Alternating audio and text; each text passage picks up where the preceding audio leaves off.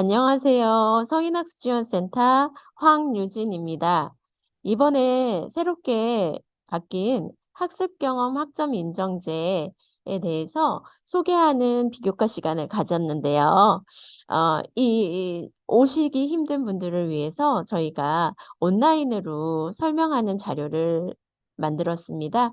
학습 경험을 저희가 학점으로 인정받기 위해서는요, 관련 서류가 있습니다. 그 서류를 작성하는 요령을 제가 이 시간을 통해 여러분들에게 안내하도록 하겠습니다. 먼저 학습 경험 학점 인정제에 대한 저희 학우님의 소개가 있겠습니다. 잠시 보실까요? 안녕하세요. 저는 농생명 ICT학과 김용보입니다. 저는 농업에 관련된 사업을 운영하고 있는 경영인으로서 사업과 학업을 병행하고 있습니다. 저의 경력을 농업 경영이라는 교과목에 3학점 인정받아 일하면서 공부할 수 있는데 많은 도움을 받았습니다. 전주대학교 미래융합대학에는 학습 경험 학점 인정제라는 좋은 제도가 있습니다. 여러분 주저하지 마시고 도전해 주세요. 감사합니다. 이번에 저희가 학습경험 학점인정제 발달 모델에서는요, 학습경험 포트폴리오를 작성해서 여러분이 내셔야 되는데요. 이 좋은 학점 인정을 받기 위한 포트폴리오는 어떻게 작성하는지 안내해 드리겠습니다.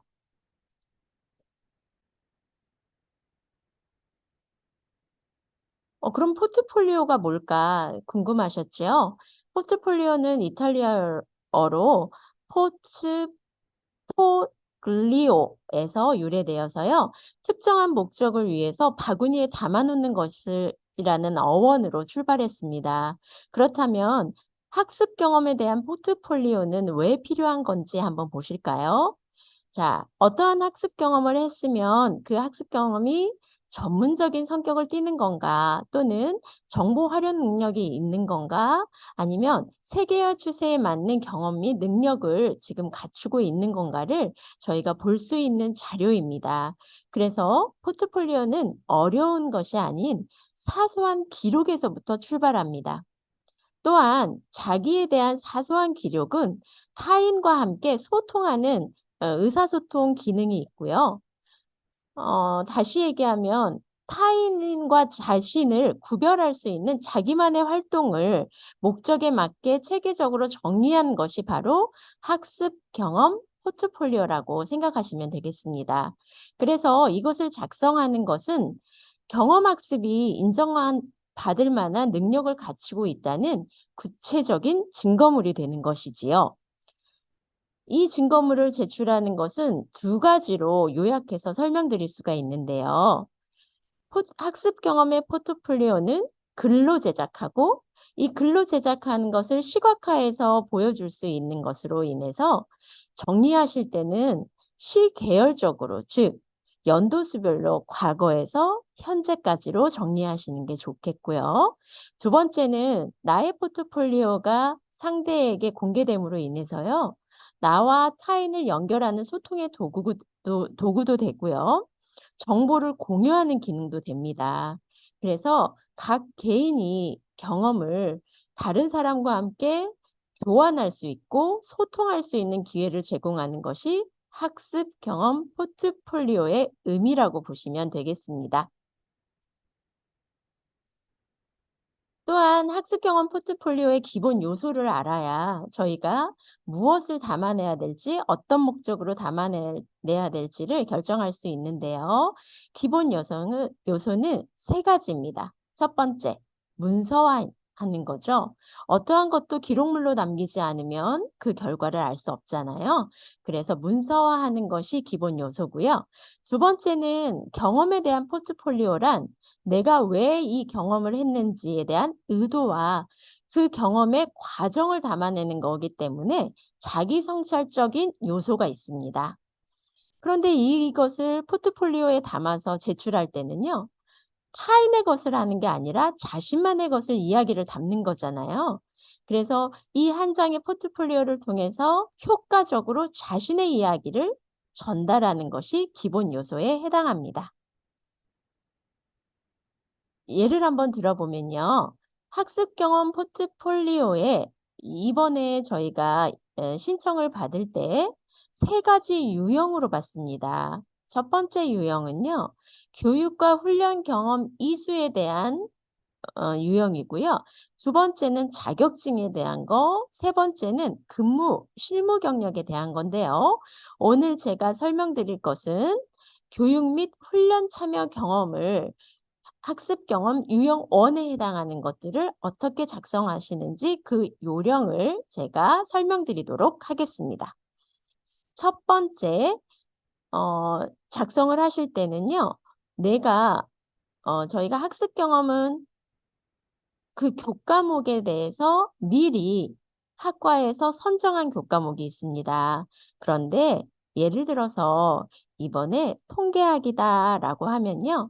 제가 이 학교의 학습자들께서는 대학 입학 전에 통계에 관한 교육을 받았다든지 아니면 학점은행제를 통해서 통계 과정을 이수를 했다면 유형 1에 해당되십니다. 그러면 첫 번째 유형 1에 들어가셔서 교과목명은 무엇인지, 교육의 훈련 과정명은 무엇인지를 쓰는데요. 화면에 보이시는 것처럼 통계 분석 과정을 하였다. 그래서 참여 과정 기간은 2021년 3월부터 4월까지 하였는데 30시간을 하고 A 플러스를 맞았는데 그 기관은 A 대학의 평생교육원에서 받았습니다. 그러면 이 기록물을 남기시고요. 그다음부터는 학습 경험에 대한 성찰 노트를 쓰신다고 생각하시면 되는데 성찰 노트는 어렵지 않습니다. 왜냐하면요. 방금 받은 통계 분석 과정이다 하면은요. 주요 학습 내용을 먼저 쓰시는데 주요 학습 내용은요. 교육 및 훈련 과정에서 학습한 내용을 그대로 기술해 주시면 됩니다. 예를 들면 교과목의 개요든 학과의 그 교과목의 목적이든 학습 목표 등을 참고해서 이 칸을 채워주시면 되는데요. 교과목을 이수한 경우에는 수업 계획서의 내용을 근거로 해서 기술해 주시는 것이 좋겠고요. 또 하나 훈련을 받은 경우는요. 훈련 개요를 정리하시고 그에 관한 내용을 근거로 객관적인 지표를 학습 개요를 정리하시는 부분이 주요 학습 내용입니다. 예를 들면 수업 계획서를 보시면 수업 계획서의 1주차부터 15주차까지 수업 내용을 어떤 것을 배울 계획이다라고 되어 있잖아요. 그 내용을 이 부분에 다 기록해 주시면 된다는 말씀입니다. 예를 들면 저희가 농생명 ICT학과에서 농생명 성공 사례 연구라는 예시문을 한번 들어보겠습니다. 주요 학습 내용을 보시면 어, 농생명 산업 경영과 비즈니스와 관련된 경제와 경영 기초 지식을 학습하고 국내외 다양한 농생명 산업 비즈니스 사례를 통한 성공 요인과 시사점 그리고 노하우에 대해서 강의를 할 계획입니다라고 먼저 명시가 되어 있잖아요. 그렇다고 한다면 이 교과목의 개요를 참고해서 내가 받은 수강한 내용은 교육 내용을 이 부분에다가 주요 학습 내용에다가 쓰시고요. 이 교육 내용과 비롯해서 여러 가지 연계성이 내가 교육받은 것이 농생명 성공 사례 연구라는 교과목과 어떤 연계성이 있는지를 여기에다 기록을 동시에 해주시면 됩니다. 그다음은 주요 학습 성과인데요. 성과라는 표현이 내가 이 교과목을 들음으로 인해서 이 훈련 과정을 통해서 나는 무엇을 얻었을까를 고민하시면 됩니다. 예를 들어 내가 받은 통계 분석 과정이라 함은 통계 분석 과정이란 교육을 이수한 후에 어떠한 과정을 내가 할 수 있게 되었거나 또는 통계 분석 과정을 통해 배움으로 인해서 통계 분석의 기본 요소를 배웠고 그거를 통해서 나는 어떠한 것을 했다라고 여기에다 쓰시면 되는데요. 교과목을 이수한 후에 이수 과정 결과에 해당한 사항을 기술하시면 됩니다. 또한 훈련을 받은 후에 그 결과에 대한 업적 내용을 기술하시면 되는데요. 여러 가지가 있겠지만 여기에서는 프로젝트 실습 과제를 제출했다든지 아니면 통계 과정 분석이라고 예를 들었으면 그 통계를 통해서 내가 어떠한 통계 분석을 해봤다라는 기록이든지 그것을 기초로 해서 어떠한 것의 결과물을 얻은 내용을 이 부분에 기술해 주시면 됩니다. 우리가 배움을 이어간다는 것은요, 반드시 그것을 통한 목적이 있잖아요. 배워서 익힌 것에 대한 나 자신만의 변화된 내용이라든지 아니면 내가 어떤 부분에 대해서 향상된 점이 있으면 그 부분을 이 파트에 기록하시면 되는데요. 학습을 통해 변화된 부분, 즉, 새롭게 배운 내용을 기록하는 파트입니다. 다른 사람이 느낀 것이 아닌 내가 느낀 나의 변화는 무엇일까를 고민하는 시간인데요. 같은 내용이지만 학습자에 따라서 다른 것을 느꼈을 수가 있고요. 다른 결과가 가능하기 때문에 이 파트는 학습자 본연의 배움의 유익함을 표현하시는 부분입니다. 예를 들어서 내가 변화된 부분은 지식적으로는 무엇이 좋아졌고 무엇을 알게 되었습니다. 라고 쓰시면 되고요. 기술적인 분야에서도 통계 분석 과정이라면 여러 가지 통계의 기법이 있습니다. 그러면 그 기법에 대해서 어떤 기법이 나에게 좋은 영향을 미쳐서 나의 기법, 기술이 향상되었음을 표현하는 것. 이고요. 또 하나는 태도가 내가 어떠한 교과목을 이수할 때요. 그 교과목을 이수하는 그 시간 안에 그것을 배우려면요. 많은 태도가 필요한데요. 여러 가지 태도가 필요한데요. 예를 들어 학습자가 이 시간을 몰입해야 되잖아요. 이 시간 안에 내가 이 과정을 이수하기 위해서 시간도 들이고요. 노력도 들여야 돼요. 그러면서 책임감을 가지고 처음부터 끝까지 그 학습을 이뤄낸 과정, 즉 나의 책임감의 영역도 되고요. 문제 해결 능력도 되고요. 여러 가지 태도는 어떤 것이 향상되었는지를 여러분이 이 공간에서 충분히 보여주시면 됩니다. 이렇게 저희가 학습을 하는 이유, 교육을 받는 이유, 훈련을 경험한 이유는요. 그 교육과 훈련을 통해서 학습자 본인의 역량, 능력을 향상시켰거나 아니면 그 능력 향상된 능력을 통해서 어떠한 다른 계획이 가능한 부분이지요. 그래서요, 학습자께서는 내가 통계 분석 과정을 배우다가 그 분야에서 여러 통계 기법을 배웠는데 이 기법에서 통계 분석뿐만 아니라 비교 분석하는 것을 스스로 배워서 내가 통계 분석에서는 여러 가지 파트에서 이것을 실용적으로 활용하고 싶다 하시면 통계 분석의 여러 가지 예를 들어 SPSS도 있고요. 여러 가지 통계 분석의 다양한 분야가 있는데 그 분야에서도 나는 학습할 계획이 있습니다라고 밝혀주시는 분야거든요. 굳이 이 분석이 아니더라도 통계 분석이 아니더라도 통계 분석이 왜 필요한지를 아셨으면 나는 이 통계 분석 과정을 배우면서 이것을 활용해서 어떠한 것도 또 다른 분야에도 공부하고 싶다는 그 계획을 이 파트에다가 기록하시면 됩니다. 학습자께서는 여러 가지를 경험하는 것은요. 학습자의 역량에서 굉장히 중요한 역량의 향상을 보여지는데요. 그중에 논리적 사고가 가능한 거, 의사소통 능력이 향상되는 점, 그리고 뭔가를 배우는 거는요. 주도적으로 할 수밖에 없잖아요. 그래서 자기주도 학습이 된다는 부분 또는 문제 해결 능력이 향상되고 누군가와 함께 프로젝트를 진행해야 된다면 협업력도 역시 좋아지시겠죠. 이러한 다양한 분야에서 여러분들이 하고 싶은 계획이 있으시다면 그 학습자 역량을 향상시키기 위한 학습 계획이나 진로 계획을 이 부분에서 밝혀주시면 됩니다. 또한 대학 생활을 통해서 하고 싶은 학습이 있을 수 있잖아요. 그 분야도 이 파트에서 설명해 주시면 됩니다. 학습 경험 포트폴리오는요, 유형별로 다릅니다. 그 유형별로 다른데, 특별히 직무기술서가 필요한 영역이 있는데, 그 영역은 학습 경험 포트폴리오 유형 3에 해당하는 부분입니다.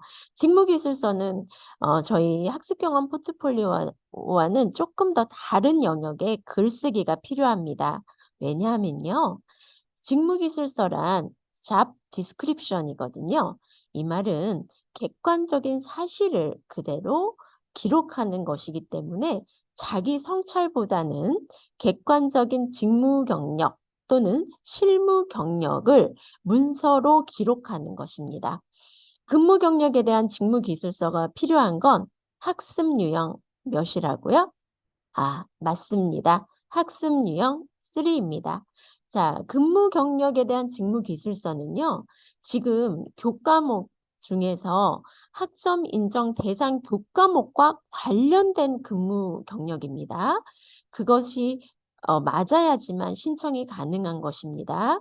자, 신청한 교과목과 관련된 직무 수행 내용을 과거부터 현재까지 시계열적으로 정리한 기록물이라고 보시면 되겠습니다. 역시 마찬가지입니다. 직무기술서에 기본 요건이 있거든요. 이 기본 요건은 첫 번째, 명확성. 명확해야 합니다. 직무가 어떤 성격의 직무였는지 명확하게 작성하시면 좋겠습니다.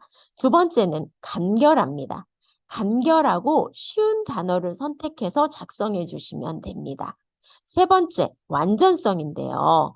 예를 들어 해당 직무에 관한 수행 내용을 빠짐없이 작성해 주시면 좋겠습니다. 그리고 또한 한 가지 더 말씀드리자면요.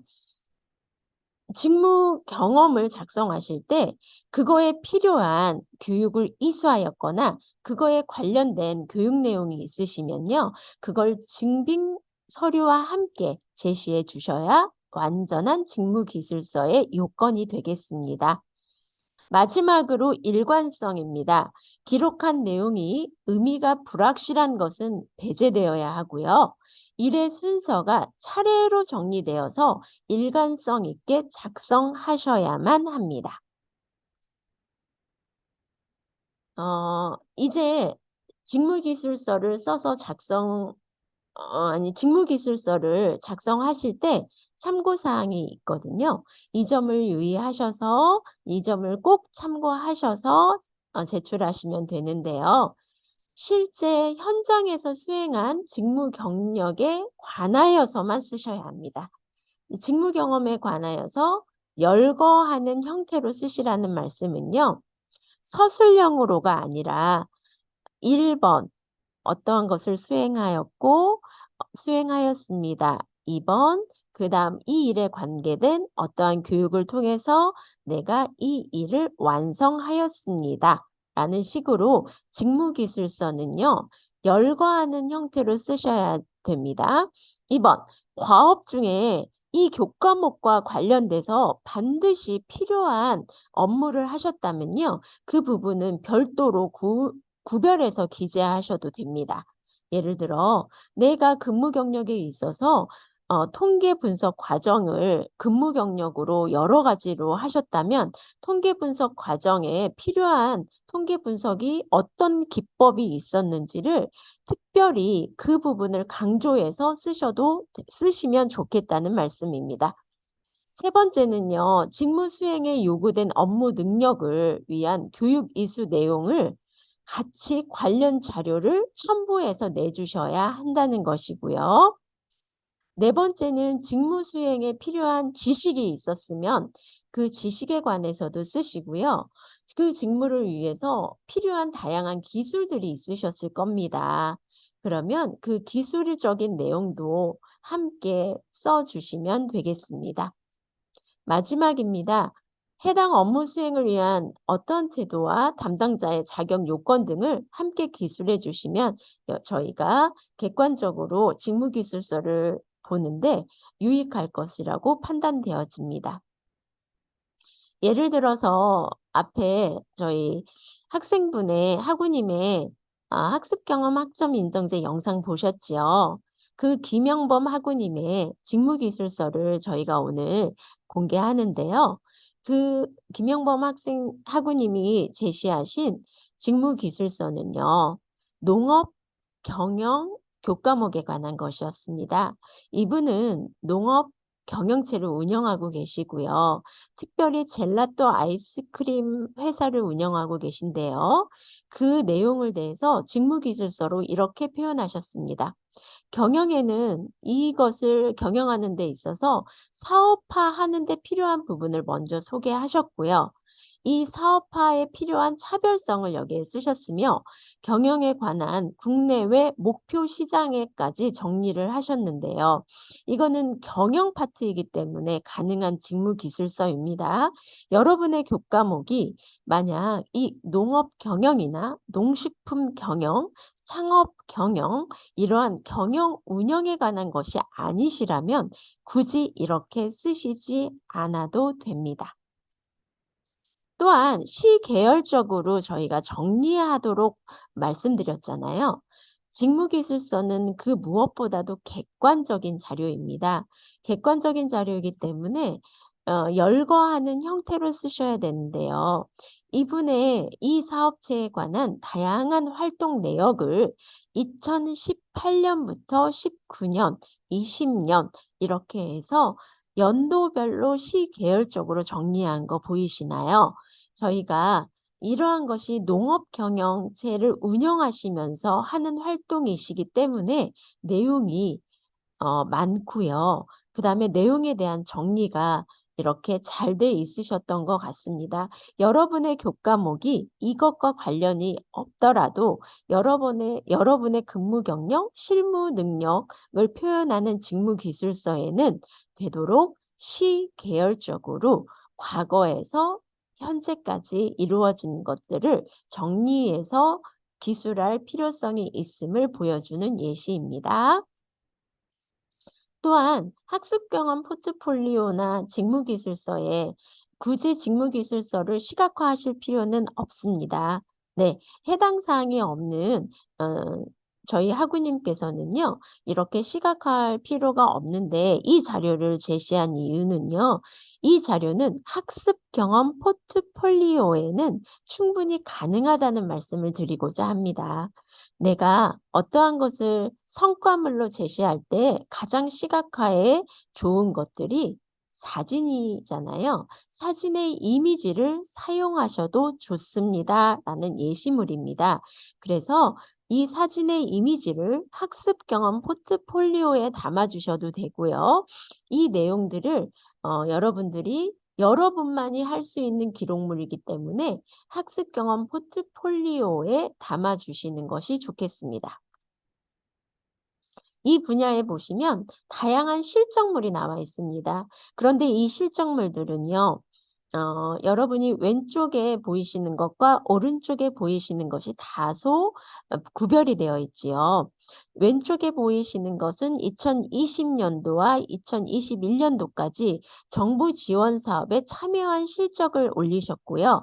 4번, 즉 오른쪽에 보이시는 것은 표창이나 수상 경력을 올리셨어요. 그러면 이 내용들을 분리해서 한번 생각해 보시면요. 여러분들이 교과목에 적용할 수 있는 것들은 3번에 해당하는 것은요. 여러분들의 포트폴리오나 직무기술서에 다 들어가실 수 있지만 4번 표창이나 수상 경력 같은 부분은요. 이번에 실시하는 학습 경험 포트폴리오에서는 유형 2에 해당한다고 보시면 되는데요. 유형 2는요. 지금 현재에서는 자격증이나 수상 경력을 저희가 학습 경험 포트폴리오 유형 2로 구별해 놓았습니다. 그러니까 전에 있었던 자료에서는 직무기술서에 이 내용을 다 담아도 좋았지만 지금 현재 저희가 시행하는 학습 경험 포트폴리오에서는 4에 해당하는 표창 및 수상은 유형 2로 접수하시면 되겠습니다. 직무기술서의 예시를 한번 보자면요. 컨텐츠에 관한 저희가 교과목이 있다면 컨텐츠에 관한 교과목에서 직무기술서를 작성하신다고 계획하셨을 때 주로 컨텐츠의 주요 업무는 무엇이었고 그것을 수행하기 위한 필요한 지식은 무엇이었으며 필요한 기술은 무엇이었고 직무 수행에 어떤 태도가 필요했는지를 직무기술서에 담아 주시면 되겠습니다.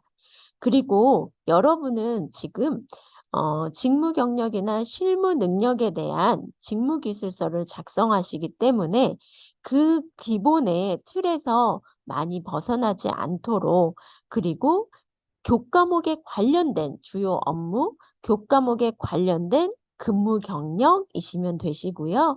그 근무 경력에서 주요 업무를 담당하시기에 필요했던 지식이나 기술, 그다음에 그것을 수행하기 위한 태도들은 무엇이 필요했는지를 생각하셔서 기술하시면 되겠고요.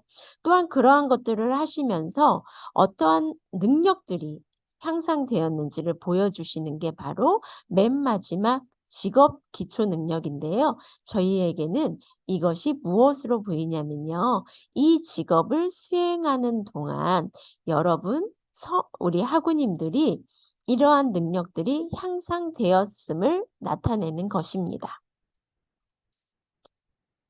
미래융합대학 이번에 실시하는 학습경험 학점 인정제의 유형별로 봤을 때 유형 3에 해당하는 실무 능력 또는 직무 영역에서 본인이 근무 경력이 있을 때 제시해야 되는 직무기술서의 예시입니다. 농식품 경영학과에 서 저희가 음식 조리에 관해서 만약에 쓰신다면요.